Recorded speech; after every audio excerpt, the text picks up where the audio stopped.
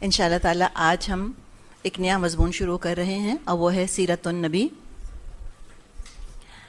اللہ کرے کہ سیرت پڑھنے کے ساتھ ساتھ جو عمل کے سبق ہیں ہمارے لیے وہ ہم اس میں سے حاصل کر سکیں۔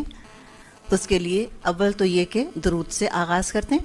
آپ سب درود پڑھ لیں، دلی دل میں پڑھ لیں یا اتنی ہلکی آواز میں پڑھیں کہ آپ کو خود آواز آئے، اور ساتھ ہی ساتھ انشاءاللہ پھر کچھ اور بھی دعائیں کریں گے اور دعا کر کے انشاءاللہ تعالیٰ پھر اس مضمون کا ہم آغاز کریں گے۔ چلیں درود پڑھ لیں۔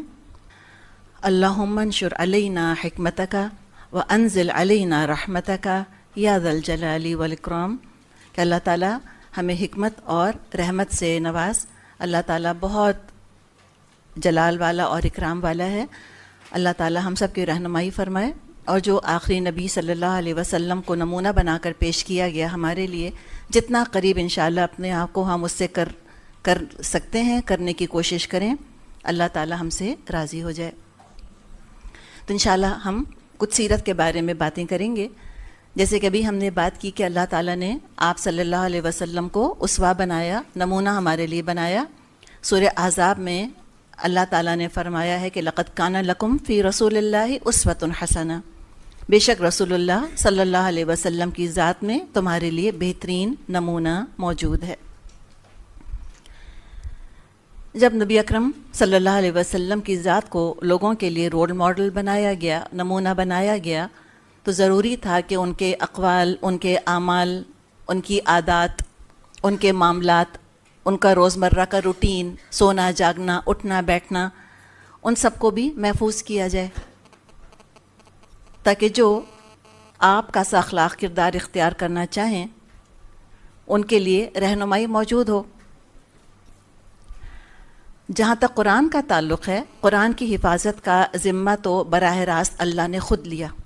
انا نحن نزلنا الذکر وانا لہ لحافظون، یقیناً ہم نے یہ ذکر نازل کیا ہے اور ہم ہی اس کی حفاظت کریں گے۔ تو قرآن کی حفاظت تو براہ راست اللہ تعالیٰ خود فرما رہا ہے۔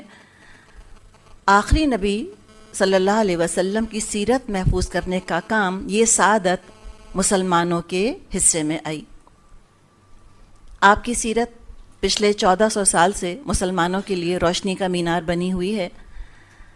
آپ امت کے لیے ایک شفیق اور محبت کرنے والے باپ کی حیثیت رکھتے ہیں۔ کیا نہیں سکھایا آپ نے ہم کو؟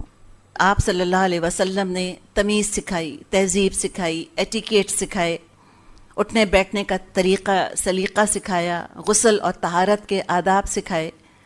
ہم شاید اپنے سگے والد کے بارے میں وہ سب کچھ نہ جانتے ہوں جو کہ ہم نبی اکرم صلی اللہ علیہ وسلم کے بارے میں جانتے ہیں۔ تو انشاءاللہ ہم سیرت پڑھیں گے اور اپنے عمل کے لیے جو کچھ اس میں سے حاصل کر سکتے ہیں وہ حاصل کرنے کی کوشش کریں گے۔ اللہ تعالی ہماری مدد فرمائے۔ جہاں تک لفظ سیرت کا تعلق ہے، سارا یسیرو سے یہ لفظ بنا ہے۔ سارا یسیرو اس کا مطلب ہوتا ہے چلنا۔ تو سیرت النبی یعنی کہ ایک خاص راستے پر چلنا۔ کس راستے پر چلنا؟ جو نبی اکرم صلی اللہ علیہ وسلم کا طریقہ ہے۔ سیرت النبی جو مضمون ہے، اس کے 3 پہلو ہیں، یعنی کیا کیا چیزیں کور کرتی ہے سیرت، وہ بھی ہم دیکھ لیتے ہیں۔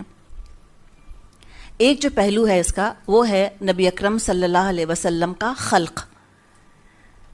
خلق کیا؟ آپ کی ظاہری حالت، حلیہ مبارک، شکل کیسی تھی، قد کیسا تھا، یہ ساری چیزیں خلق میں آتی ہیں۔ خلق اور خلق۔ خلق آپ کا ظاہری حال اور باطنی حال، خلق اس کو اخلاق ہم کہتے ہیں، معاملات، عادات، کردار، طور طریقے۔ اب یہ جو خلق اور خلق ہے، یہ ایک ہیڈنگ کے اندر ہے۔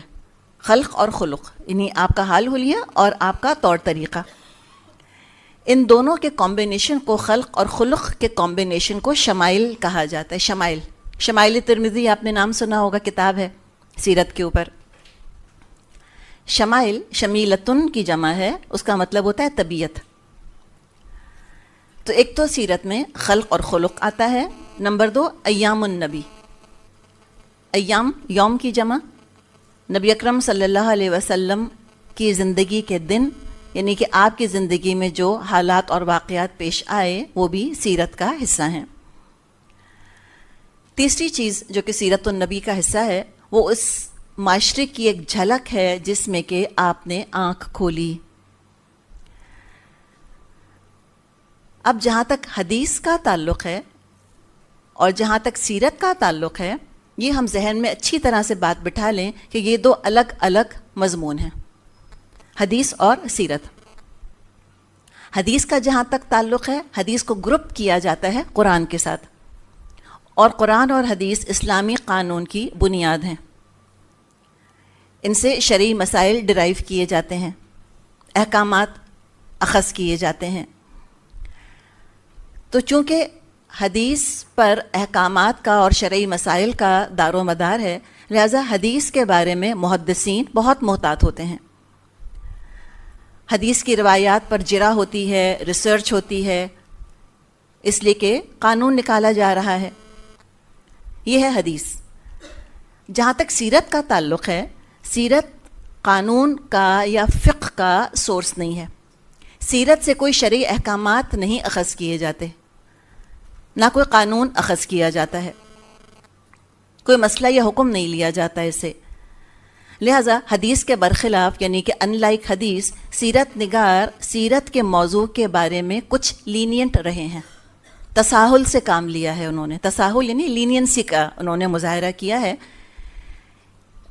سیرت میں ایسے واقعات بھی بیان ہوئے ہیں جن کی کہ سند بہت ضعیف ہے، جو بہت اوتھینٹک نہیں ہے، اور ایسے واقعات بھی بیان ہوئے ہیں جن کی کہ سرے سے کوئی سند ہی نہیں ہے، کوئی اوتھینٹسٹی ہے ہی نہیں، بصیرت میں واقعہ بیان ہو گیا.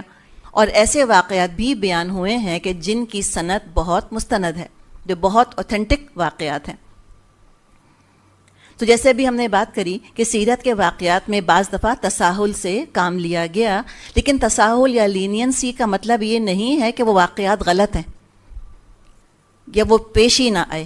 بات اتنی ہے کہ جتنا زور اور جتنی محنت حدیث کی سند پر کی گئی ہے، اتنا زور اور اتنی محنت سیرت کے واقعات کی سند پر نہیں کی گئی ہے. اور جہاں اسناد کمزور ہیں وہاں سیرت نگار لکھ دیتے ہیں کہ بھئی سند کمزور ہے، یا جہاں کوئی بھی سند نہیں ملتی تو وہاں سیرت نگار لکھ دیتے ہیں کہ بھئی اس واقعے کی سند نہیں ہے، ایک سنی سنائی بات ہے کہ جو کہ ہم بیان کر رہے ہیں. پڑھنے والا قبول نہیں کرنا چاہتا کسی واقعے کو، اس کے ایمان پر کوئی زد نہیں پڑے گی. لیکن حدیث کا کوئی حکم اگر نکلتا ہے، مستند حکم، اور کوئی پڑھنے والا کہے کہ میں نہیں مانتا اس کو، تو اس سے پھر ایمان پر اثر پڑ سکتا ہے. لیکن سیرت کے بعض واقعات جن کی کہ سند کمزور ہے یا سند نہیں ہے، کوئی کہتا ہے کہ جی میرا دل نہیں مانتا، میں نہیں سمجھتا کہ یہ واقعہ درست ہے، تو کوئی حرج نہیں، اس کے پاس چوائس ہے نہ مانے. مثال کے طور پہ روایات میں آتا ہے کہ آپ صلی اللہ علیہ وسلم کی پیدائش پر کسرا یہ ایران کا بادشاہ تھا، کسرا کے محل کے 14 کنگورے، یعنی جو محل میں جو ڈیکوریشنز وغیرہ چیزیں بنی ہوئی ہوتی ہیں، اس کے 14 کنگورے گر گئے اور مجوسیوں کا آتش کدا ٹھنڈا ہو گیا. یہ فائر ورشپرز ہوتے ہیں نا پارسیز، تو جو ان کی صدیوں صدیوں صدیوں سے جو آگ جل رہی تھی ایک بہت بڑی کمرے کے اندر، وہ آگ اچانک بجھ گئی. یہ دو واقعات ہم کو سیرت میں ملتے ہیں. امام غزالی رحمۃ اللہ علیہ نے ان کو درست تسلیم نہیں کیا. کچھ واقعات سند کے لحاظ سے بہت مستند ہیں، بہت قوی ہیں. مثال کے طور پہ معراج کا واقعہ تواتر سے بیان ہوا ہے. بہت سارے صحابہ نے معراج کے واقعے کو روایت کیا ہے اور خود قرآن میں بھی بیان ہوا ہے. لہٰذا اگر کوئی معراج کے واقعے کا انکار کرتا ہے تو یہ انکار کفر تک بھی پہنچا سکتا ہے. تو تساہل سے کہیں یہ نہ سمجھ لیا جائے کہ لینینسی سے کہیں یہ نہ سمجھیں ہم کہ ساری کی ساری سیرت غیر مستند ہے یا ان اوتھینٹک ہے. چند واقعات ایسے ہیں جو کہ بہت زیادہ اوتھینٹک نہیں ہیں. اب جو علم سیرت ہے اس کا آغاز کس نے کیا، کب ہوا؟ تو اس کا آغاز صحابہ کے دور سے ہوا. نہ صرف آپ صلی اللہ علیہ وسلم کی عبادات اور شریعت سے متعلق احکامات محفوظ کیے، بلکہ آپ کی عادتیں، آپ کا حال حلیہ اور آپ کے معاملات بھی صحابہ نے محفوظ کیے. اور دیکھیں یہ جو کرش جس کو کہ ہم کہتے ہیں نا، obsession کسی کے ساتھ، وہ ایسا ہی ہوتا ہے. آج دنیا میں ہم دیکھتے ہیں کہ یہ جو آئیڈلز ہیں، چاہے وہ کوئی سنگرز ہوں یا ایکٹرز ہوں یا کوئی اور ہوں، لوگ چھوٹی چھوٹی چیزیں ان کی نوٹ کر لیتے ہیں. اور کسی کو اگر ملنے کا اتفاق ہو گیا ہو کسی مشہور شخصیت سے، پھر تو وہ اس کی ہر ڈیٹیل بیان کرتے ہیں کہ جوتا ایسا تھا، کپڑے ایسے تھے، بال یوں بنائے ہوئے تھے. شدت کی محبت یہی کر دیتی ہے. اور جو صحابہ کو محبت تھی نبی اکرم صلی اللہ علیہ وسلم سے کہ وہ کہا کرتے تھے کہ فدا امی و ابی، کہ آپ پر تو ہمارے ماں باپ فدا ہو جائیں، تو سوچیں کہ وہ کس طرح سے آپ صلی اللہ علیہ وسلم کی یادوں کو سینے سے لگا کر رہے ہوں گے، اور آگے بھی لوگوں کو بتایا. آپ صلی اللہ علیہ وسلم جب دنیا سے تشریف لے گئے تو اسلام کا علم زیادہ تر زبانی پھیلا، اور اسلام کے جو مختلف علوم ہیں ان میں ایک علم سیرت کا بھی علم ہے. تو سب سے پہلے سیرت کو کتاب کی شکل، یعنی اب تک تو زبانی چیزیں چل رہی تھیں، سیرت کے متعلق جتنا بھی علم تھا، ریٹن فارم میں کتاب کی شکل میں سب سے پہلے سیرت کو ابو بکر محمد بن اسحاق نے پیش کیا. ان کا تعلق عراق سے تھا. سیرت رسول اللہ کے نام سے انہوں نے کتاب لکھی، اور یہ قدیم ترین کتاب ہے سیرت کے موضوع پر. آپ صلی اللہ علیہ وسلم کے انتقال کے 120 سال بعد لکھی گئی. ایک اور بھی کتاب ہے امام محمد بن عمر بن واقدی، انہوں نے بھی سیرت پر کتاب لکھی، اور 207 ہجری میں بن واقدی کا انتقال ہوا. سب سے مشہور جو سیرت نگار ہیں ابو محمد عبد الملک بن ہشام، ان کا نام ہے. ابن ہشام نے کیا کیا کہ ابن اسحاق کی کتاب میں جو ضعیف واقعات تھے ان کو چھانٹ کر الگ کر دیا، اور اسی کتاب کو انہوں نے ری رائٹ کرا، دوبارہ سے لکھا. تو ابن ہشام کا انتقال 219 ہجری میں ہوا. یہ علم سیرت کے بارے میں چند باتیں ہوئیں. اب یہ سوال کہ سیرت آخر کیوں پڑھی جائے. امام ابن قیم الجوزی رحمۃ اللہ علیہ فرماتے ہیں کہ ہر انسان پر فرض ہے کہ وہ اپنی روح کی حفاظت کرے اور آخرت کی کامیابی کی طلب کرے، اور دنیا میں بھی اس طرح رہے کہ اس کو کامیابی اور اطمینان نصیب ہو. دین اور دنیا دونوں حاصل کرنے کی کوشش کرے، اور دنیا اور آخرت دونوں کی فوز و فلاح اور سعادت نبی اکرم صلی اللہ علیہ وسلم کی ذات اور ان کی لائی ہوئی ہدایت کے ساتھ منسلک ہے. خود اللہ تعالیٰ نے فرمایا ہے سورہ آل عمران میں کہ قل، اے نبی صلی اللہ علیہ وسلم ان سے کہہ دیجئے، ان کنتم تحبون اللہ، اگر تم اللہ سے محبت کرتے ہو، فاتبعونی، تو میری پیروی کرو، یحببکم اللہ، اللہ تم سے محبت کرے گا. تو کیا چیزیں آئیں آیت کے اندر؟ اللہ کی محبت حاصل کرنا، اس کے لیے رسول کی پیروی، اور پیروی فاتبعونی، اتباع کرو. اتباع اور اطاعت میں فرق ہے. اطاعت میں حکم دیا جاتا ہے، اتباع میں بس دیکھ کر فالو کیا جاتا ہے. یہ حد درجے اعتماد اور حد درجے محبت کی علامت ہے. تو دو چیزیں آ رہی ہیں، اتباع کرنا اور محبت، دو ٹرمز. ان کو تھوڑا سا سمجھیں. کیا نبی اکرم صلی اللہ علیہ وسلم سے صرف محبت کر لینا کافی ہے نجات کے لیے؟ اگر ایسا ہوتا تو ہمیں روایات میں یہ بات ملتی ہے کہ ابو لہب آپ صلی اللہ علیہ وسلم سے شدت کی محبت کیا کرتا تھا. آپ کی پیدائش کی خبر جب اس نے سنی تو اس نے ایک لونڈی آزاد کر دی تھی. محبت کی، کیا نہیں کیا؟ کیا چیز نہیں کری؟ اطاعت نہیں کری، اتباع نہیں کیا. ایک یہ ایکسٹریم.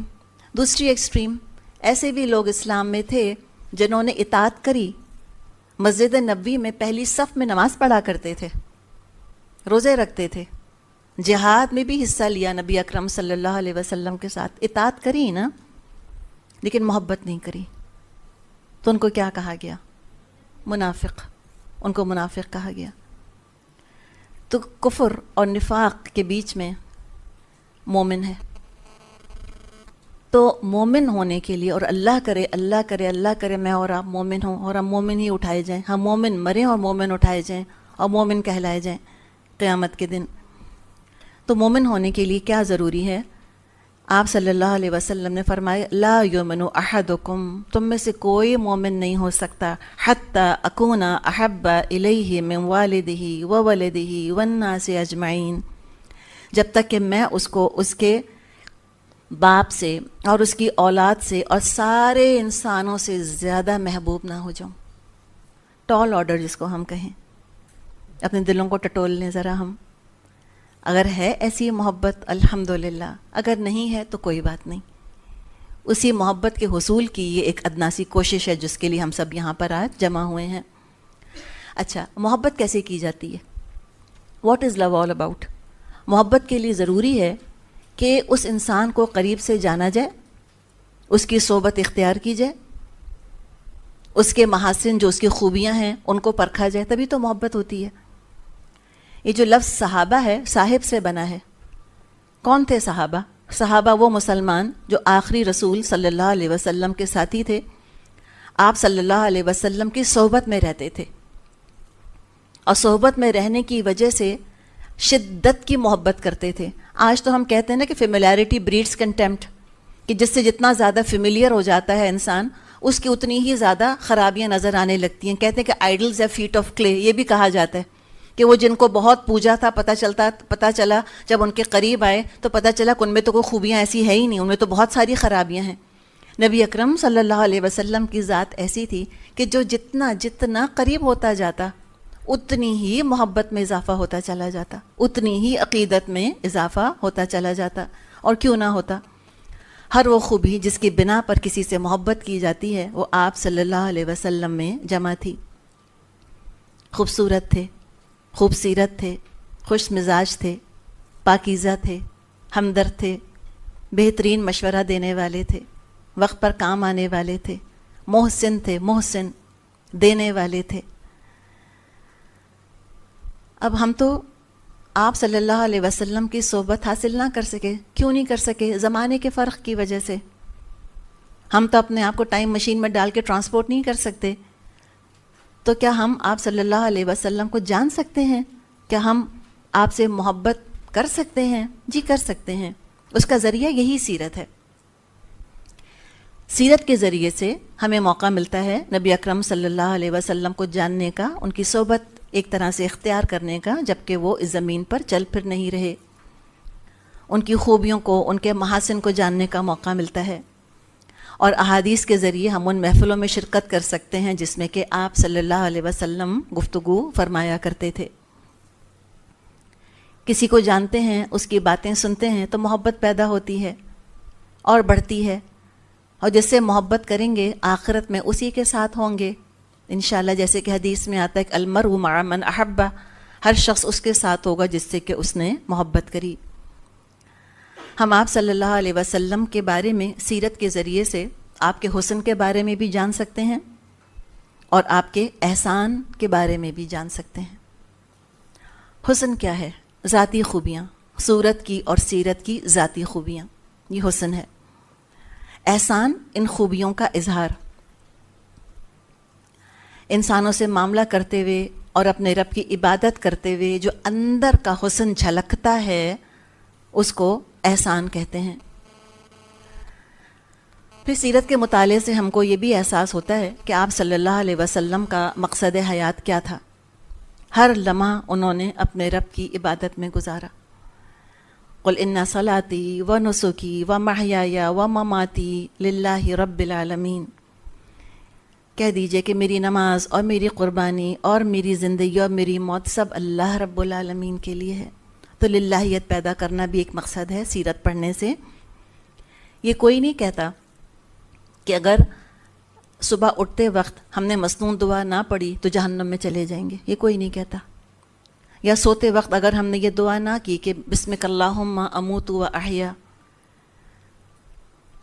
تو کوئی اگر یہ دعا نہیں پڑھتا تو کیا وہ جہنم میں چلا جائے گا؟ نہیں. وہ کیوں پڑھ رہا ہے؟ اتباع کرتے ہوئے نبی اکرم صلی اللہ علیہ وسلم کو. دائیں کروٹ لیٹا، گال کے نیچے ہاتھ رکھا، بسمک اللہم اموت و احیا، اور وہ اذکار پڑھ لیے جو آپ صلی اللہ علیہ وسلم پڑھتے تھے. اس سے کیا ہوگا؟ یہ سونے کا مرحلہ بھی عبادت بن جائے گا نا، یہ بھی عبادت بن جائے گا. تو ہر معمولی سی معمولی چیز کو، معمولی سی معمولی کام کو سنت عبادت بنا دیتی. اب امیجن کریں کہ کسی کے پاس کوئی ایسا آلہ آ جائے کہ وہ جس کاغذ کو اس چیز سے چھو دے، وہ کاغذ جو ہے وہ 1000 روپے کا نوٹ بن جائے یا ڈالر بن جائے مثال کے طور پہ. کتنا امیر ہوگا وہ شخص. ہر معمولی کاغذ کرنسی بن رہا ہے. کس کو نہیں چاہیے ہوگا وہ آلہ؟ کس کو نہیں چاہیے ہوگی وہ مشین؟ سنت ایسا ہی ایک ذریعہ ہے ہمارے ہاتھوں میں. معمولی کاموں کو سنت کے حوالے سے کر دیں، وہ معمولی سے معمولی کام نیکیاں آخرت کی کرنسیاں بنتے چلے جاتے ہیں. للہیت پیدا ہو جاتی ہے. ہر کام انسان اللہ کے لیے کرتا ہے. کہ سو بھی رہے ہیں تو کانشیس ہو کے لیٹے ہیں، اللہ کے نام کے ساتھ لیٹے ہیں، وہ سونا بھی انشاءاللہ تعالی عبادت ہوگا. وحی کے آغاز سے لے کر اپنی زندگی کے اختتام تک غلبہ دین کی جدوجہد آپ صلی اللہ علیہ وسلم نے کی کرتے رہے. تو سیرت پڑھ کے ہمارے اندر بھی جذبہ پیدا ہوتا ہے کہ ہم بھی اس مشن میں آپ صلی اللہ علیہ وسلم کے مددگار بنیں. آپ کا جسمانی ساتھ، آپ کی جسمانی میت تو ہم کو حاصل نہیں ہے، لیکن آپ کی عزت کر کے، آپ صلی اللہ علیہ وسلم سے محبت کر کے، اور اپنے ہنر، اپنے ٹیلنٹ آپ کے مشن میں لگا کر ہم انشاءاللہ آپ کی میت حاصل کر سکتے ہیں. ذرا حلیہ مبارک کے بارے میں بات کرتے ہیں کہ آپ کی شکل صورت کیسی تھی. حسن رضی اللہ عنہ فرماتے ہیں کہ میں نے اپنے ماموں ہند بن ابی حالہ سے آپ صلی اللہ علیہ وسلم کا حلیہ مبارک دریافت کیا. وہ بہت کثرت اور وضاحت کے ساتھ آپ کا حلیہ بیان کرتے تھے. دیکھیں، ہم لوگوں کا دل چاہتا ہے نا کہ میں خواب میں نبی اکرم صلی اللہ علیہ وسلم کو دیکھوں. تو ایک دفعہ حال حلیہ پتہ ہوگا تو ہو سکتا ہے خواب میں بھی آ جائیں انشاءاللہ تعالی. تو کیا حلیہ تھا؟ تو ہند بن ابی حالہ فرماتے تھے کہ آپ صلی اللہ علیہ وسلم خود اپنی ذات اور صفات کے اعتبار سے بھی شاندار تھے اور دوسروں کی نظروں میں بھی بڑے رتبے والے تھے. آپ کا چہرہ مبارک ماہ بدر یعنی فل مون کی طرح چمکتا تھا. دوسری روایت میں جو علی رضی اللہ عنہ سے ہے، اس میں آتا ہے کہ آپ موٹے بدن کے نہ تھے اور نہ گول چہرے کے تھے. یعنی بالکل گول آپ کا چہرہ نہیں تھا، بلکہ تھوڑی سی گولائی لیے ہوئے تھا، لیکن تھوڑا لمبا، جس کو اوول ہم کہتے ہیں. اور آج کل وہ حسن پر جو ریسرچ کرتے ہیں وہ کہتے ہیں کہ اوول جو ہوتا ہے فیس کا شیپ جو سب سے خوبصورت ہوتا ہے. تو اوول آپ کا چہرہ تھا، بالکل گول نہ تھا. آپ کا قد درمیانے قد والے سے کسی قدر لمبا طویل تھا، مگر لمبے قد والے سے کم تھا، یعنی کہ بہت ٹال نہیں تھے. سر مبارک اعتدال کے ساتھ، پروپورشن کے ساتھ بڑا تھا. بال بل کھائے ہوئے تھے، یعنی بالکل بہت ٹائٹ کرلز والے بھی نہیں تھے اور بالکل ڈیڈ اسٹریٹ بھی نہیں تھے، ہلکا سا ان میں خم تھا. اگر سر کے بالوں میں اتفاقاً خود مانگ نکل آتی تو رہنے دیتے، ورنہ خود اہتمام سے نہ نکالتے. بال مبارک زیادہ ہوتے تو کان کی لو سے بڑھ جاتے. جو لوب آف دا ایئر ہے اس سے تھوڑے سے بڑے ہو جایا کرتے تھے. آپ کا رنگ نہایت چمکدار تھا اور پیشانی فورہیڈ کشادہ، آئیبروز ابرو خمدار آرچڈ باریک اور گھنے تھے. دونوں ابرو جدا جدا تھے، ایک دوسرے سے ملے ہوئے نہ تھے، اور بعض روایات میں آتا ہے کہ ملے ہوئے تھے. ان کے درمیان ایک رگ تھی جو غصے کے وقت ابھر آتی تھی. آپ کی ناک بلندی مائل تھی، اس پر ایک چمک اور نور تھا. شروع میں دیکھنے والا آپ کو بڑی ناک والا سمجھتا، مگر چمک کی وجہ سے وہ بلند معلوم ہوا کرتی تھی. آپ کی داڑھی بھرپور اور گھنی تھی، پلکیں لمبی اور آنکھ کی پتلی نہایت سیاہ تھی. رخسار ہموار تھے. دہن مبارک یعنی لپس ماؤتھ اعتدال کے ساتھ فراخ تھا، جو کہ یعنی کہ مردانہ وجاہت اور مردانہ حسن کی جو ایک علامت ہوتی ہے، اس طرح کا آپ کا دہن مبارک تھا. آپ کے دانت باریک اور چمکدار تھے، اور ان میں سامنے کے دانتوں میں تھوڑا سا گیپ تھا، تھوڑا سا فاصلہ تھا. جب آپ گفتگو فرماتے تو دانتوں کے بیچ میں نور سا نکلتا محسوس ہوتا. سینے سے ناف تک، نیول تک بالوں کی باریک لکیر تھی. گردن خوبصورت تھی، جیسے کہ مورتی کی تراشی ہوئی، اور رنگ میں چاندی جیسی صاف اور خوبصورت تھی. سارے آپ کے اعضاء، سارے آپ کے باڈی پارٹس نہایت پروپورشنٹ معتدل تھے اور پرگوشت تھے. یعنی آپ سکنی نہیں تھے، پرگوشت تھے. بدن مسکولر تھا، گھٹا ہوا تھا. پیٹ اور سینہ ہموار تھا، یعنی پیٹ نکلا ہوا نہ تھا، لیول تھا پیٹ اور سینہ فراخ اور کشادہ تھا. دونوں مونڈوں یعنی دونوں شولڈرز کے درمیان قدر زیادہ فصل تھا.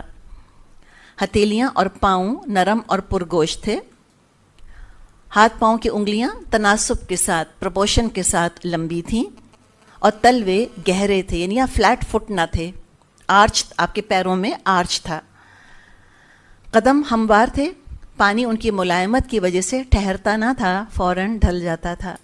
یہ امیجن کریں آپ مدینہ کی خشکی اور مکی کی خشکی اور وہ ڈیزرٹ، کریمز نہ تھیں کہ لگا لگا کے پاؤں کو سافٹ کیا جائے. قدرتی طور پہ اتنے خوبصورت اور نرم آپ کے قدم تھے کہ پانی پڑتا تھا تو ڈھل جایا کرتا تھا، جیسے کہ کریم وغیرہ لگانے کے بعد یا کوئی پیڈیکیور کرانے کے بعد جیسے کہ ہوتا ہے.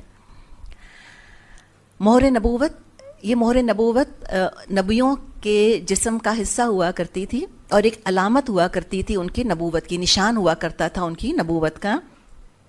تو آپ صلی اللہ علیہ وسلم کی پشت مبارک پر، بیک پر گوشت کا ابھرا ہوا ٹکڑا تھا، جیسے کہ سائز کیا تھا، جیسے کبوتر کا انڈا، اس سائز کا وہ گوشت کا ٹکڑا تھا. اس پہ بال اور تل تھے، یعنی کہ الگ سے نظر آتا تھا، ایسے کوئی ایسے کہ اسٹیمپ نہیں لگا ہوا ہوتا، اس طرح سے ایک اسٹیمپ سا تھا جس کو کہ مہر نبوت کہا جاتا ہے. اور یہ نشانی کہ آپ کے اوپر مہر نبوت ہوگی، یہ پچھلے مذاہب میں ان کی کتابوں میں آپ کی یہ علامت موجود تھی، اور اس مہر نبوت کی وجہ سے بھی کچھ لوگوں نے آ کر آپ کو پہچانا.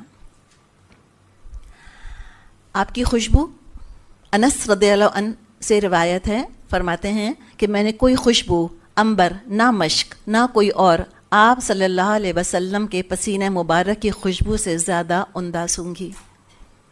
ابو یعلا وغیرہ سے روایت ہے، جس گلی سے آپ صلی اللہ علیہ وسلم گزرتے، بعد کے گزرنے والے اس گلی کو خوشبو سے مہکتا پاتے اور سمجھ جاتے کہ آپ صلی اللہ علیہ وسلم ابھی اس راستے سے گزرے ہیں.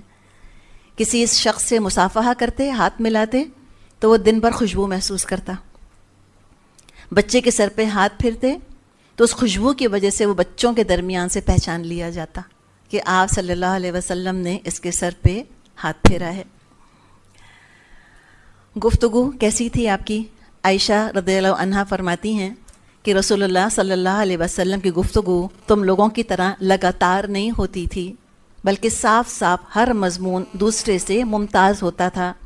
پاس بیٹھنے والے اچھی طرح ذہن نشین کر لیا کرتے تھے. صحابہ فرماتے ہیں ہم لوگ دنیا کے تذکرے کرتے تو رسول اللہ صلی اللہ علیہ وسلم بھی دنیا کا تذکرہ فرماتے، اور جب ہم آخرت کے متعلق تذکرہ کرتے تو آپ بھی آخرت کا تذکرہ فرماتے. ہم جب کھانے کا تذکرہ کرتے تو آپ بھی کھانے کا تذکرہ کرتے. اس سے کیا پتہ چلا کہ کیا دنیا کی باتیں کر سکتے ہیں ہم کیا ریسیپیز پوچھ سکتے ہیں ایک دوسرے سے؟ کیا قرآن پڑھنے والے ایکسچینج کر سکتے ہیں کہ تم نے وہ چاؤمین کیسے پکائی اور تم نے ششلک کیسے بنایا؟ کہیں گے لو قرآن پڑھتی اور باتیں تو سنو ذرا ان کی. نہیں، یہ نیچرل چیز ہے، نیچرل طریقہ. ان نیچرل چیزیں نہیں کہتا ہم سے اسلام. پہننا، اوڑھنا، کھانا پینا، دنیا، بازار، یہ سب چیزیں دنیا کا حصہ ہیں. اسلام ہم کو دنیا سے کاٹنے نہیں آیا، ہمیں ہرمٹس بنانے، مونکس بنانے نہیں آیا. اس دنیا میں تقوی کے ساتھ زندگی گزارنے کا طریقہ اسلام نے ہمیں سکھایا. اور دوسری بات یہ کہ ایک طریقہ سکھا دیا گیا قرآن پڑھانے والوں کو کہ لوگوں سے الگ تھلگ امتیازی شان مت بناؤ. کوئی قرآن پڑھانے والا ہے، مجلس میں بیٹھا ہے، اب لوگ ادھر ادھر کی باتیں کر رہے ہیں. اب کوئی قرآن پڑھانے والی یا قرآن پڑھانے والا کوئی آ گیا، سب باتیں چھوڑ کے فوراً حدیث و قرآن کی باتیں شروع کر دی کہ جی ہم نے آیت میں یہ پڑھا تھا، ہم نے تو حدیث میں یہ سنا ہے. نہیں، اپنی نارمل نیچرل باتیں کریں، وہ بھی آئے اور بھی شامل ہو جائے. کوئی نمایاں اپنی شان نہ بنائے لوگوں میں بیٹھ کر. تو آپ گفتگو میں شریک ہو جاتے تھے. گناہ کی بات نہیں ہوتی تھی، آپ گفتگو میں حصہ لیا کرتے تھے. آواز میں ہلکا سا بھاری پن تھا، جیسے مردانہ آواز ہوتی ہے، ہلکا سا بھاری پن تھا، اور بہت شیرین گفتار تھے، بہت میٹھی بات کیا کرتے تھے. جوامع الکلم اور افصح العرب آپ کو کہا جاتا ہے. چند الفاظ میں بہت ساری باتیں سمیٹ دیا کرتے تھے. چال آپ کی، جب آپ چلتے تو قوت سے قدم اٹھاتے اور آگے کو جھک کر تشریف لے جاتے. قدم زمین پر آہستہ پڑتا، قوت سے تو چلتے تھے لیکن پاؤں مار کے نہیں چلتے تھے، آہستہ سے قدم پڑتا تھا زمین پر، زور سے نہیں. اور بہت آپ تیز رفتار تھے. صحابہ، اس میں ابو ہریرہ رضی اللہ عنہ ہیں، وہ فرماتے ہیں میں نے کسی کو رسول اللہ صلی اللہ علیہ وسلم سے بڑھ کر تیز رفتار نہیں دیکھا. لگتا تھا گویا کہ زمین آپ کے لیے لپیٹی جا رہی ہے. ہم اپنے آپ کو تھکا مارتے تھے اور آپ بے پرواہی سے چلتے رہتے تھے.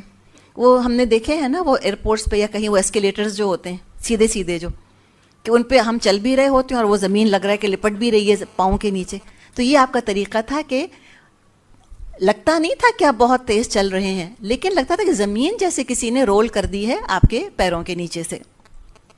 کشادہ قدم رکھتے, چھوٹے قدم رہیں, جب چلتے ایسا معلوم ہوتا گویا پستی سے نیچے اتر رہے ہیں. کسی کی طرف توجہ فرماتے تو پورے بدن سے توجہ فرماتے, خالی گردن موڑ کے یوں نہیں دیکھا کرتے تھے بلکہ پورے کے پورے اس شخص کی طرف ٹرن ہو جایا کرتے تھے. لباس, ام سلمہ رضی اللہ عنہا فرماتی ہیں کہ آپ صلی اللہ علیہ وسلم کو سب کپڑوں میں کرتا زیادہ پسند تھا. جوتا, کیسا جوتا پہنتے تھے؟ انس رضی اللہ عنہ سے لوگوں نے آپ صلی اللہ علیہ وسلم کے جوتے کے بارے میں پوچھا تو فرمایا کہ ہر جوتے میں 2 سٹریپس, 2 تسمے ہوا کرتے تھے. بعد میں آپ نے انگوٹھی بھی پہننی شروع کری تھی, وہ مہر کا بھی کام دیا کرتی تھی. چاندی کی انگوٹھی تھی, اس لیے کہ سونا ہم جانتے ہیں کہ مسلمان مردوں کے لیے سونا حرام ہے, تو چاندی کی آپ کی انگوٹھی تھی جس پر کہ محمد رسول اللہ لکھا ہوا تھا. آپ صلی اللہ علیہ وسلم کے دنیا سے جانے کے بعد وہ انگوٹھی اور سمجھے کہ وہ مہر بھی تھی ابو بکر رضی اللہ عنہ کے پاس رہی, اس کے بعد عمر رضی اللہ عنہ کے پاس گئی, اس کے بعد عثمان رضی اللہ عنہ کو ملی. ایک دفعہ عثمان رضی اللہ عنہ بیر عریس پر بیٹھے تھے, حمزہ سے عریس, بیر کہتے ہیں کنویں کو, اپنے چند ساتھیوں کے ساتھ. وہ ہوتا ہے نا گرمی ہے جیسے تو کنویں میں پاؤں لٹکا کر بیٹھے ہیں یا کنویں کے کنارے بیٹھے ہیں, تو وہ کنویں کے کنارے بیٹھے ہوئے تھے اپنے چند ساتھیوں کے ساتھ عثمان رضی اللہ عنہ, اور اپنی انگوٹھی سے انسان کی عادت ہوتی ہے نا, انگوٹھی اتارتے ہیں پہنتے ہیں پھر اتارتے ہیں پہنتے ہیں, ایسے کر رہے تھے. تو وہ انگوٹھی کنویں میں گر گئی, کنویں کا سارا پانی نکال دیا گیا لیکن انگوٹھی نہ ملی. اس کے بعد وہ کہاں گئی اللہ خود ہی بہتر جانتا ہے. آپ کے کھانے کا طریقہ, آپ صلی اللہ علیہ وسلم نے فرمایا کہ میں ٹیک لگا کر کھانا نہیں کھاتا, یعنی ایسے, یہ آپ کا طریقہ نہیں تھا, یعنی کہ سیدھے ہو کے بغیر ٹیک کے آپ کھانا کھاتے تھے. کعب بن مالک رضی اللہ عنہ فرماتے ہیں کہ آپ صلی اللہ علیہ وسلم کی عادت 3 انگلیوں سے کھانا کھانے کی تھی, یعنی کہ 3 سے آپ نوالا بنایا کرتے تھے. ٹھیک ہے, اس میں سائز بھی آپ دیکھ لیں نا کہ نوالے کا سائز کیا بنتا ہوگا, اور اس کے بعد آپ ان کو چاٹ لیا کرتے تھے تاکہ کوئی بھی کھانا ضائع نہ ہو. گوشت آپ کو پسند تھا. انس رضی اللہ عنہ سے روایت ہے ایک درزی نے آپ کی دعوت کی, جو کی روٹی اور کدو گوشت کا شوربہ پیش کیا. میں نے حضور صلی اللہ علیہ وسلم کو دیکھا پیالے کے سب جانبوں سے کدو کے ٹکڑے تلاش کر کر کھا رہے تھے. اس وقت سے مجھ کو بھی کدو مرغوب ہو گیا. کدو لوکی واکی جس کو کہ ہم کہتے ہیں نا. اب اگر کوئی آپ صلی اللہ علیہ وسلم کی اتباع میں کدو شوق سے کھاتا ہے, نیکی شمار ہوگی ہوگی الحمدللہ. اس میں کوئی مذاق اڑانے کی بات ہے کہ اللہ کا شکر ادا کرنے کی بات ہے کہ اللہ نے نیکیاں اتنی سستی اور اتنی آسان رکھ دی ہمارے لیے کہ ہم یہ کر کے بھی ہم انشاءاللہ تعالی اپنے لیے کوئی نہ کوئی نیکی حاصل کر سکتے ہیں. میٹھا اور شہد آپ صلی اللہ علیہ وسلم کو پسند تھا. ہم حلوہ کہتے ہیں نا کہ آپ حلوہ کھایا کرتے تھے. حلوہ دراصل عربی میں حلوہ میٹھے کو کہتے ہیں, کوئی بھی میٹھا. تو میٹھا آپ کو پسند تھا, شہد بھی آپ کو پسند تھا. انس رضی اللہ عنہ فرماتے ہیں میں نے آپ صلی اللہ علیہ وسلم کو خربوزہ اور کھجور اکٹھے کھاتے دیکھا اور تربوز اور کھجور بھی ساتھ ساتھ کھاتے تھے.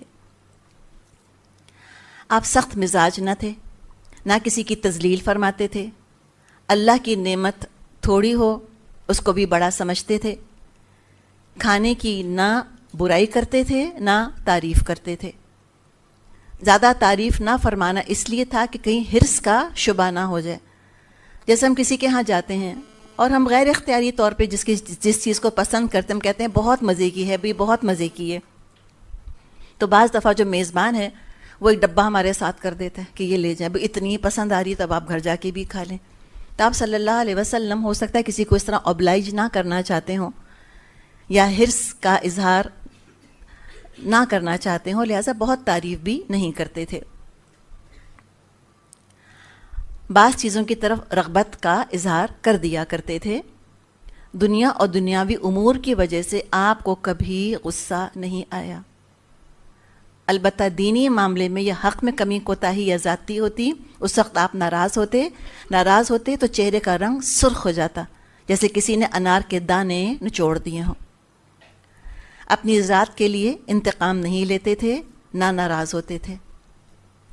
کسی کی طرف اشارہ کرنا ہوتا پورے ہاتھ سے اشارہ فرماتے، یعنی انگلی سے پوائنٹ نہیں کرتے تھے۔ آپ کو پتہ ہے نا، آج کل کچھ کلچرز ہیں ان میں انگلی سے پوائنٹ کرنا بہت برا سمجھا جاتا ہے، وہ تھم سے اشارہ کرتے ہیں، اور ہمارے کلچر میں انگوٹھے سے اشارہ کرنا بہت برا سمجھا جاتا ہے۔ تو پورے ہاتھ سے اشارہ کرتے تھے، انگلی یا کسی انگوٹھے سے اشارہ نہیں کرتے تھے۔ جب کسی بات پہ تعجب فرماتے تو ہاتھ پلٹ لیتے، اور جب بات کرتے تو اس کو یعنی کہ ہاتھوں کو ملا بھی لیا کرتے تھے، اور کبھی گفتگو کے ساتھ ہاتھوں کو بھی حرکت دیتے تھے۔ جب کسی پر ناراض ہوتے اس سے منہ پھیر لیتے، توجہ نہ کرتے یا درگزر فرما دیتے۔ جب خوش ہوتے تو حیا کی وجہ سے آنکھیں بند فرما لیتے تھے۔ اکثر آپ کی ہنسی بس مسکراہٹ ہوتی تھی، تبسم، اور بہت مسکراہٹ اتنی کہ پھر آپ کے دانت نظر آ جائیں۔ آپ کے دانت اولے کی طرح سفید اور چمکدار تھے۔ عبداللہ بن حارث رضی اللہ عنہ کہتے ہیں کہ میں نے آپ صلی اللہ علیہ وسلم سے زیادہ تبسم کرنے والا کسی کو نہیں دیکھا۔ اس کے بارے میں حسان بن ثابت کی نعت ہے جنہوں نے تعریف کی ہے آپ صلی اللہ علیہ وسلم کی۔ وہ کہتے ہیں وَأَحْسَنُ مِنْكَ لَمْ تَرَ قَطُّ عَيْنِي وَأَجْمَلُ مِنْكَ لَمْ تَلِدِ النِّسَاءُ خُلِقْتَ مُبَرَّأً مِنْ كُلِّ عَيْبٍ كَأَنَّكَ قَدْ خُلِقْتَ كَمَا تَشَاءُ۔ میری آنکھوں نے آپ سے زیادہ حسین کوئی نہ دیکھا، عورتوں نے آپ سے زیادہ صاحب جمال نہیں جنا۔ آپ کو ہر عیب سے پاک پیدا کیا گیا، جیسے آپ اپنی مرضی کے مطابق پیدا کیے گئے ہوں، صلی اللہ علیہ وسلم۔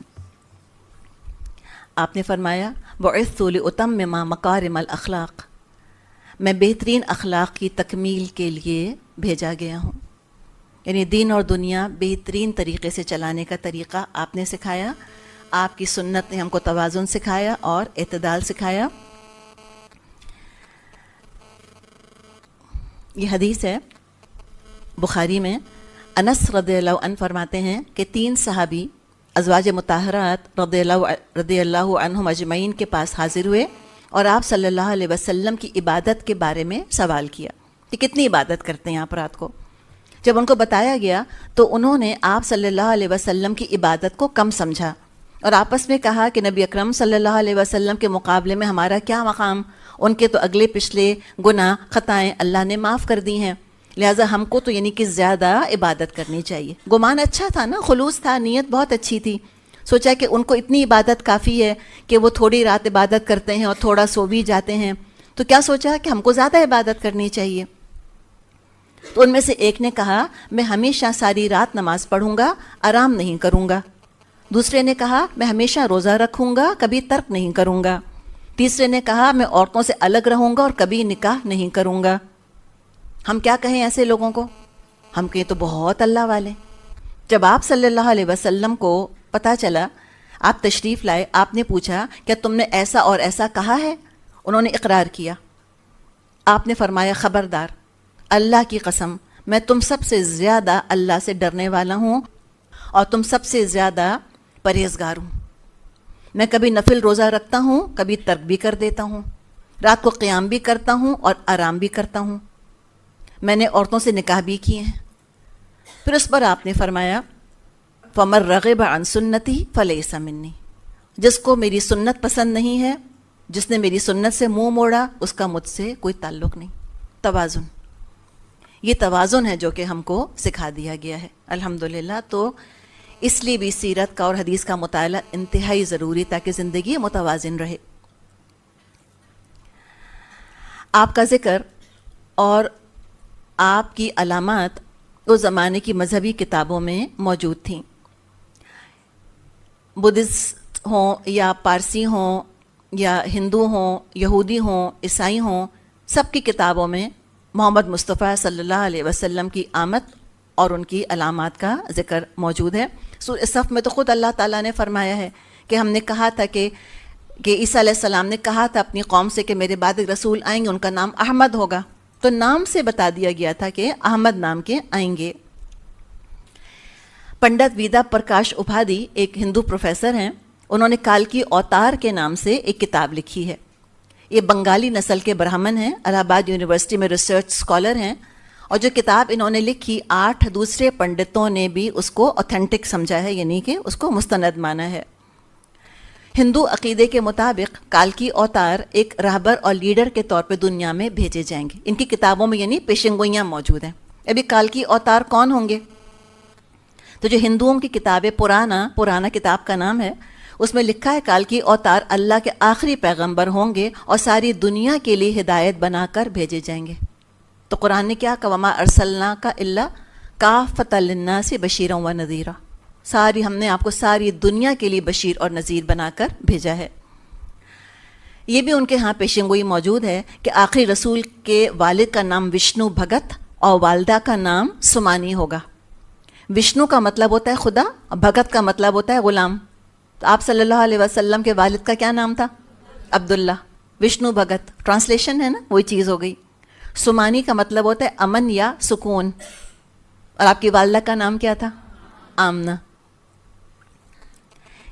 یہ بھی ان کی کتابوں میں لکھا ہے کہ کالکی اوتار کھجور اور زیتون کھاتے ہوں گے اور انتہائی سچے اور امانت دار ہوں گے۔ تو لقب کیا تھا آپ کا؟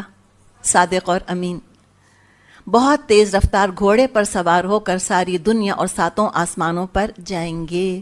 معراج کے واقعے کا ذکر ان کی ہندوؤں کے ہاں ان کی اپنی کتابوں میں موجود ہے۔ اس زمانے میں بھی اہل علم جانتے تھے کہ آخری نبی کے بعثت کا وقت آ گیا ہے، اور کچھ لوگ اپنے گھر بار وطن چھوڑ کر آپ کے انتظار میں مدینے میں آ کر بس گئے تھے۔ اتنی کلیئر علامات، اتنے کلیئر سائنز موجود تھے کہ ان کو پتہ تھا کھجوروں کی وادی یہ مدینہ ہے، اور مدینے میں آ کے انہوں نے سکونت اختیار کر لی تھی، اور ان کو پتہ تھا کہ علامات ساری رائپ ہیں اور اب وقت آ گیا ہے کہ آخری نبی کا نزول ہونے والا ہے۔ تو کتنے ہی لوگ آ کر مدینے میں آپ کے انتظار میں بس گئے تھے۔ یہ لوگ جو کہ اپنے وطن وغیرہ چھوڑ کر آئے، ان کے اپنے اپنے واقعات ہیں، لیکن بہت مشہور واقعہ ہم کو سلمان فارسی رضی اللہ عنہ کا ملتا ہے۔ واقعہ تھوڑا سا لمبا ہے لیکن ہے بہت دلچسپ۔ سلمان فارسی فرماتے ہیں، میں صوبہ اصبہان میں ایک جگہ کا رہنے والا ہوں، یعنی ایران کے رہنے والے تھے، فارسی اسی لیے ان کا لقب تھا۔ اس جگہ کا نام جے تھا۔ میرا باپ اس جگہ کا چودھری اور سردار تھا، اور مجھ سے بہت ہی زیادہ اس کو محبت تھی۔ میں نے اپنے قدیم مذہب مجوسیت یعنی کہ پارسیز کہتے ہیں اس میں اتنی کوششیں کی کہ میں آتش کدا کا محافظ بن گیا، یعنی بڑا ہائی ان کو درجہ جو ہے ہائرارکی میں ان کو بڑا مقام مل گیا۔ مجھے باپ نے ایک مرتبہ اپنی جائیداد کی طرف بھیجا، راستے میں میرا گزر نصارہ کے گرجے پر ہوا، میں سیر کے لیے اس میں چلا گیا، میں نے ان کو نماز پڑھتے دیکھا، مجھ کو وہ پسند آ گئی، میں اس دین کو پسند کرنے لگ گیا۔ یعنی مجوسیت کے مقابلے میں ان کو کرسچینٹی زیادہ حق سے قریب لگی، اور جب تک اسلام نہیں آیا تھا کرسچینٹی ہی اس وقت تک کا دین حق تھی۔ تو کہتے ہیں کہ میں اس دین کو پسند کرنے لگا، شام تک میں وہیں رہا۔ ان سے میں نے دریافت کیا کہ اس دین کا مرکز کہاں ہے؟ انہوں نے کہا ملک شام میں ہے۔ رات کو میں گھر واپس آیا، گھر والوں نے مجھ سے پوچھا تمام دن تم کہاں رہے؟ میں نے سارا واقعہ سنایا تو باپ نے کہا بیٹا وہ دین اچھا نہیں ہے، تیرا اور تیرے بڑوں کا جو دین ہے وہی بہتر ہے۔ میں نے کہا ہرگز نہیں، وہ بہتر ہے۔ باپ کو میری طرف سے خدشہ ہو گیا کہیں چلا نہ جاؤں، اس نے میرے پاؤں میں بیڑی ڈال دی اور گھر میں قید کر دیا۔ ایمان کے سفر کا آغاز سختیوں کے ساتھ ہوتا ہے، عام طور پہ سختیاں شروع ہو گئیں۔ میں نے ان عیسائیوں کے پاس کہلا بھیجا کہ جب شام سے سوداگر جو اکثر آتے رہتے تھے آئیں تو مجھ کو اطلاع کر دینا۔ چنانچہ کچھ سوداگر آئے یعنی ٹریڈرز آئے، اور عیسائیوں نے مجھ کو اطلاع کر دی کہ جب وہ سوداگر واپس جانے لگے تو میں نے اپنے پیروں کی بیڑی کاٹی اور بھاگ کر ان کے ساتھ شام چلا گیا۔ کیا کیا چھوڑا؟ پاور، پریسٹیج، پوزیشن، فیملی، عزت، سیٹ کریئر جس کو کہ ہم کہیں نا، سیٹ کریئر اپنا چھوڑ کے، سب کچھ چھوڑ کے، یہ ہے ہجرت۔ مہاجرون الی ربی، رب کی طرف انہوں نے ہجرت کر لی۔ شام پہنچ گئے، وہاں میں نے تحقیق کری کہ اس مذہب کا سب سے زیادہ ماہر کون ہے۔ لوگوں نے کہا کہ فلاں گرجے میں فلاں بشپ ہے، ان کے پاس چلے جاؤ۔ میں اس کے پاس گیا اور میں نے اس سے کہا کہ مجھے تمہارے دین میں داخل ہونے کی رغبت ہے، میں تمہاری خدمت میں رہنا چاہتا ہوں۔ اس کے پاس رہنے لگا، لیکن وہ اچھا آدمی نہیں نکلا۔ بعض دفعہ لوگ مذہب کے نام پہ دھوکہ بھی دیتے ہیں نا، تو اتنا اچھا نہیں تھا۔ لوگوں کو صدقے کی ترغیب دیتا اور جو جمع ہوتا اس کو اپنے خزانے میں جمع کر لیتا اور غریبوں کو کچھ بھی نہ دیتا۔ وہ مر گیا، اس کی جگہ دوسرے شخص کو بٹھایا گیا، وہ بہتر تھا، دنیا سے بے رغبت تھا، میں اس کی خدمت میں رہنے لگا، اس سے مجھ کو محبت ہو گئی، بالآخر وہ بھی مرنے لگا۔ میں نے پوچھا کہ مجھے کسی کے پاس رہنے کی وصیت کر دو۔ اس نے کہا کہ میرے طریقے پر صرف ایک شخص دنیا میں ہے، اس کے سوا کوئی نہیں، اور وہ موصل میں رہتا ہے، اس کے پاس چلے جانا، عراق۔ تو میں اس کے مرنے کے بعد موصل چلا گیا، اب حق کی تلاش کا سفر ہے، چل رہا ہے۔ اس کے پاس گیا، اپنا قصہ سنایا، اس نے اپنی خدمت میں رکھ لیا، وہ بہترین آدمی تھا۔ اس کی وفات ہونے لگی، میں نے کہا اچھا اب کہاں جاؤں؟ تو دیکھیں ایک تب فوراً منزل نہیں مل گئی، ایک کے بعد آپ دیکھیں مراحل پر مراحل آئے چلے جا رہے ہیں۔ تو نصیبین کا اس نے ایڈریس دیا، کہاں وہاں چلے جاؤ۔ خیر وہاں گیا تو وہاں میرے پاس یعنی کچھ کام بھی میں نے شروع کیا، میرے پاس کچھ گائیں کچھ بکریاں جمع ہو گئیں۔ وہاں جس شخص کے پاس رہا، پھر اس کی وفات کا وقت آ گیا، پھر اس سے پوچھا کہاں جاؤں؟ اس نے کہا کہ اللہ کی قسم کوئی شخص اس طریقے کا جس پر ہم لوگ ہیں عالم نہیں رہا اب، البتہ نبی آخر الزماں کے پیدا ہونے کا زمانہ قریب آ گیا ہے، جو دین ابراہیمی پر ہوں گے، عرب میں پیدا ہوں گے، ان کی ہجرت کی جگہ ایسی زمین ہے جہاں کھجوروں کی پیداوار بکثرت ہے، اس کے دونوں جانب کنکری زمین ہے، وہ ہدیہ نوش فرمائیں گے اور صدقہ نہیں کھائیں گے، ان کے دونوں شانوں کے درمیان مہر نبوت ہوگی، جس کا بھی ذکر کیا نا ہم نے۔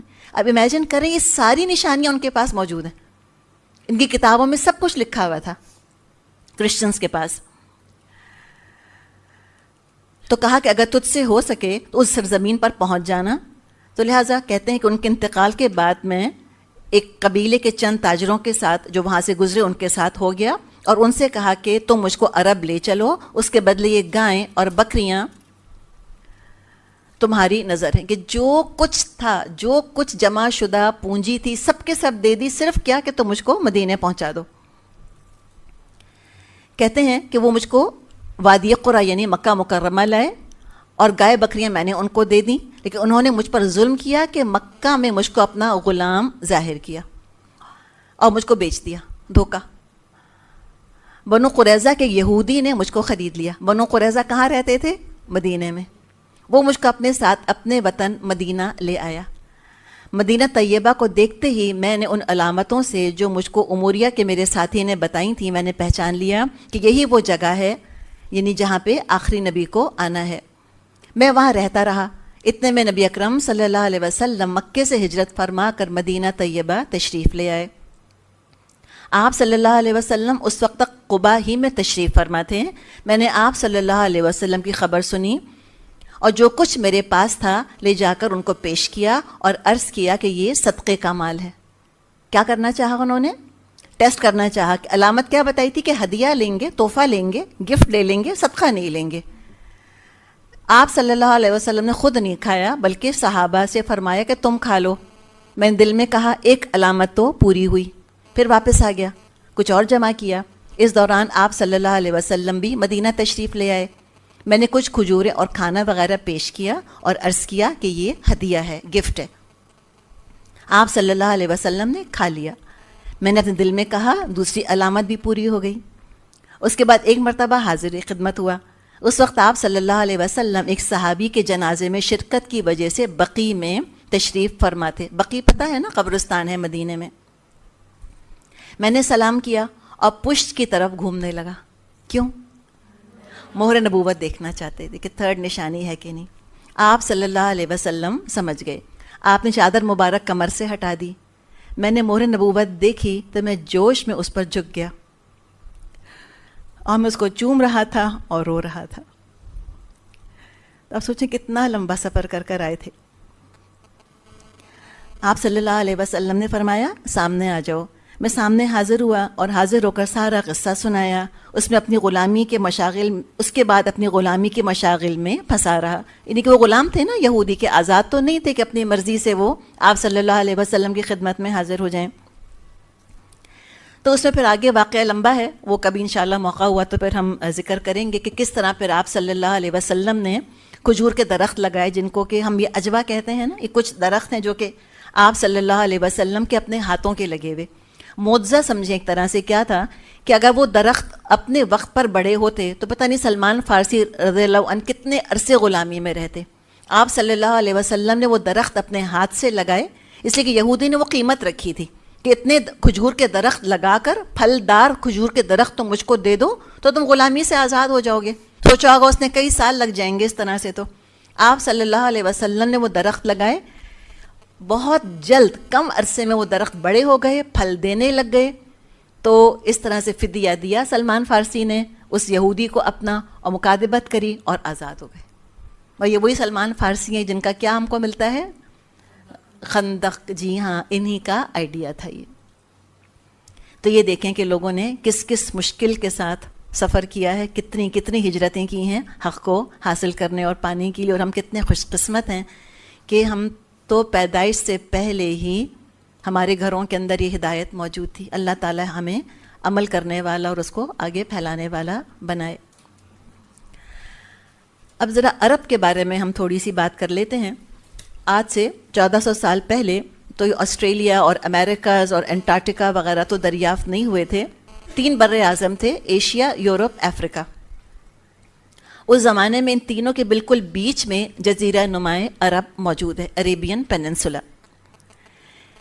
عریبین پیننسولا اس کے مغرب میں ریڈ سی ہے، اس کے پار ابیسینیا حبشہ کی سرزمین ہے، مشرق میں عراق کا حصہ ہے، جنوب ساؤتھ میں عریبین سی ہے جو دراصل انڈین اوشن سے جا کے پھر مل جاتا ہے، نارتھ میں شمال میں ملک شام اور عراق ہیں. عرب کا علاقہ خشکی اور سمندر دونوں کے راستے تینوں بر اعظموں سے، تینوں کانٹیننٹس کے ساتھ جڑا ہوا ہے. تو مصلحت کیا تھی اس جگہ رسول بھیجنے کی کہ جو بات عرب میں پیدا ہوتی، جو بات عرب میں مشہور ہوتی، اپنے جغرافیائی اور جغرافیکل لوکیشن کی وجہ سے، جغرافیائی محل و وقوع کی وجہ سے، وہ ادھر ادھر سب میں، سارے کانٹیننٹس میں وہ بات پھیل جاتی. اس لیے کہ ٹریڈ روٹ بھی تھا نا. انڈین سلک تلواریں، مختلف جگہ کی جو مصنوعات تھیں، وہ ٹریڈ روٹ تھا جس کا اللہ نے کہا کہ لإیلاف قریش ایلافہم رحلۃ الشتاء والصیف. تو یہ تجارت پیشہ تھے، تجارت ہوتی تھی، قافلے آتے تھے جاتے تھے. مکہ بڑا کاسموپولیٹن شہر تھا، تو وہاں پہ جو لوگ آتے تھے، جہاں سے بھی آتے تھے، ان کے کان پر وہ دعوت پڑ جاتی تھی جو نبی اکرم صلی اللہ علیہ وسلم لے کر آئے تھے. عرب جو لفظ ہے اس کے لٹرل لغوی معنی ہوتے ہیں ڈیزرٹ، صحرا. چاروں طرف سے یہ ریگستان سے گھرا ہوا ہے. یہ ایک طرح کا نیچرل پروٹیکشن ہے عرب کا. اس کی وجہ سے باہر کے حملوں سے بچا رہا. عرب ہمیشہ ہمیشہ آزاد رہے، کبھی بھی غلام نہیں بنے. حالانکہ ہم دیکھتے ہیں کہ اپنے وقت کی 2 عظیم طاقتیں، روم اور ایران، ان کے پاس پڑوس میں موجود تھیں. الیگزینڈر دا گریٹ کے بارے میں آتا ہے، سکندر اعظم کے بارے میں، کہ وہ عرب تک پہنچ گیا تھا لیکن اس کو فتح کرنے کو بیکار سمجھا کہ ریت کے علاوہ تو یہاں پر کچھ ہے ہی نہیں. تو ریت کے علاوہ کچھ نہیں ہے تو فتح کرنے کا فائدہ کیا ہوگا. تو اب یہ جو عرب آزاد رہا اور فورن انفلوئنس ایز سچ اس پر نہیں پڑا، اس کے کچھ پروز کچھ کونز ہیں، کچھ فائدے کچھ نقصانات. ایک تو یہ کہ چونکہ انٹریکشن بہت زیادہ نہیں ہوا، کوئی اور کسی سپر پاور نے آ کے، کسی زیادہ تہذیبی یافتہ قوم نے ان کو اپنا غلام نہیں بنایا. جیسے کہ روم کی تہذیب بہت سویلائز تھے وہ لوگ، بہت ترقی یافتہ تہذیب تھی. ایران کی تہذیب تو مشہور اور معروف آج بھی ہے. تو تہذیبی یافتہ قوموں کے غلام نہیں بنے. اس کا نقصان یہ ہوا کہ ان کا تہذیب و تمدن بہت پرمیٹو تھا، بہت ترقی نہیں ہو سکی تھی یہاں پر. فائدہ کیا ہوا کہ چونکہ کسی کے غلام نہیں بنے تھے، لہٰذا ان سارے عیبوں سے، کمزوریوں سے پاک تھے جس میں غلام قومیں مبتلا ہو جاتی ہیں.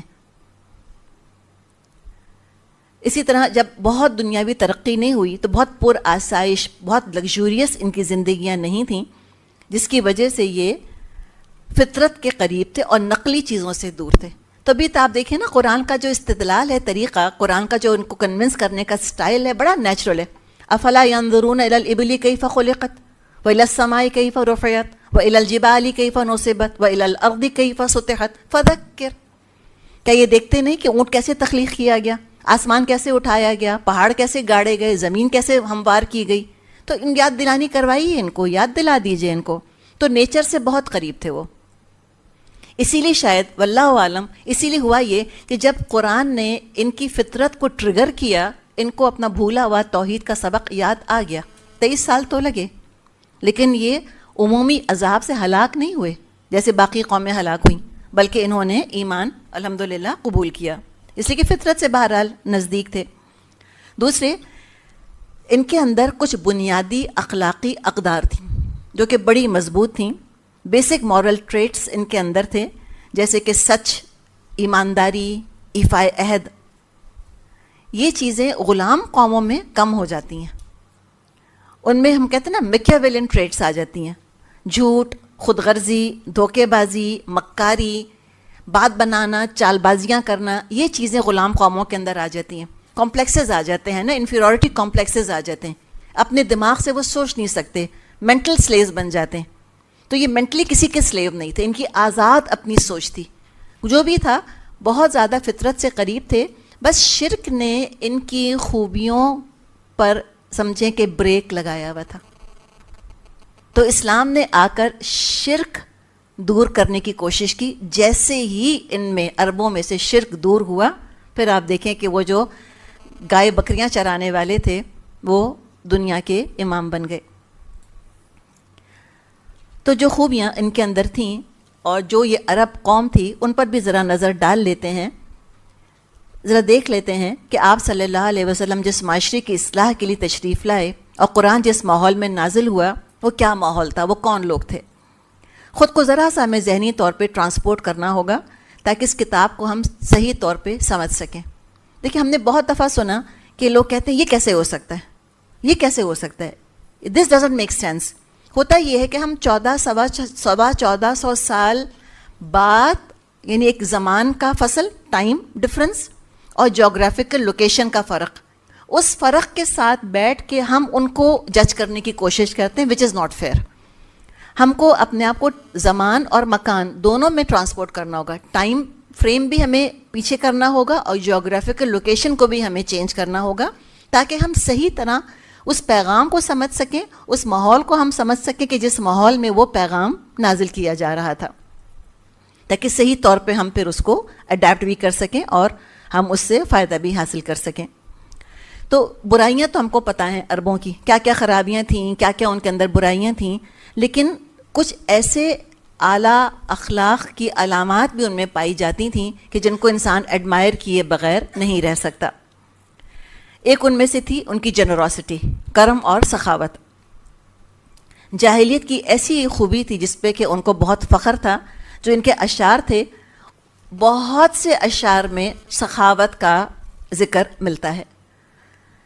سخت سردی اور بھوک میں کسی کے گھر مہمان آ جاتا اور ان گھر والوں کے پاس ایک اپنی اونٹنی کے علاوہ اور کچھ بھی نہ ہوتا. وہ اونٹنی جو سواری کا ذریعہ تھی، جو کہ دودھ فراہم کر رہی ہوتی تھی، جس کا وبر یعنی اس کے بالوں سے یہ رسیاں وغیرہ بٹتے تھے یا لباس بنایا کرتے تھے، یعنی بہت کچھ ان کی معاش کا اور ان کی دنیا کا وہ سامان ایک اونٹنی تھی. اس اونٹنی کو وہ اپنے مہمان کے لیے ذبح کر دیا کرتے تھے. اتنی سخاوت اور اتنا ان کے ہاں کرم تھا. شراب نوشی پر فخر تھا. کیوں؟ اس لیے کہ نشے کی حالت میں مال لٹانا بھاری نہیں لگتا تھا ان کو. انگور کی بیل کو کرم اور انگور کی شراب کو بنت الکرم کہا کرتے تھے، اس لیے کہ شراب پینے کے بعد اور نشہ جب ان پہ چڑھتا تھا تو بڑے کریم ہو جایا کرتے تھے، بڑے سخی ہو جایا کرتے تھے. تو شراب نوشی ان کے ہاں ایک ورچیو تھی، بہت پسندیدہ چیز تھی. جوا بھی بہت پسندیدہ تھا. شراب کے نشے میں دھت ہوتے، اس کے بعد کچھ جانور کسی کا ذبح کرتے، اس پر جوا کھیلتے اور جتنا جتنا کچھ جیتتا جاتا وہ سارا گوشت پہ غریبوں میں، فقیروں میں تقسیم کرتے رہتے. تو جو سردیاں آتی تھیں، جب قحط پڑا کرتا تھا، تو شراب اور جوئے کی مجلسیں جمع کرتی تھیں اور سارے غریب اور فقیر جمع ہو جایا کرتے تھے. ان کو پتہ تھا کہ اب ہمیں یہاں پر کچھ نہ کچھ کھانے کے لیے مل جائے گا. تو جو شراب کا اور جوئے کا جو بینیفیشل اینگل تھا، قرآن نے اسے انکار نہیں کیا. سورہ بقرہ میں جہاں ذکر آیا ہے شراب کا کہ یسألونک عن الخمر والمیسر، کہ نبی صلی اللہ علیہ وسلم یہ آپ سے شراب اور جوئے کے بارے میں پوچھتے ہیں، تو اس میں کیا فرمایا تھا کہ ہاں اس میں فائدے ہیں. یہ قرآن نے کہا ہے کہ ہاں شراب میں جوئے میں فائدے ہیں، لیکن ساتھ ساتھ فیلر دے دیے کہ اثمہما اکبر من نفعہما، ان کا نقصان ان کے فائدے سے زیادہ ہے. تو ایک یہ چیز تھی. دوسرے آنرنگ کمٹمنٹس، ایفائے عہد.